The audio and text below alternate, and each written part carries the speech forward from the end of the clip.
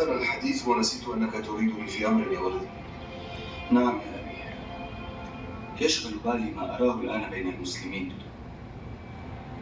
لما كل هذه الفرق وتلك الجماعات؟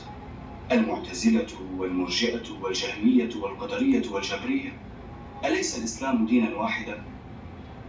حقا يا ولدي، ما نحن فيه الآن هو عين الفتنة، ولكن الأمر ليس كما تبادر إلى ذهنك. كيف يا إمام وكل فرقة تدعي أنها على الحق وما سواها على الباطل؟ الحق واحد وواضح. اسمع مني يا ولدي، أترى كل هذا التفرق والتحزب؟ هذا لم يحدني عن الحق قيد أنملة. أتدري لماذا؟ لأن النبي صلى الله عليه وسلم أخبرنا قبل أكثر من قرنين من الزمان بأن هذا سيحدث، وقد حدث كما أخبر. وماذا قال يا أبي؟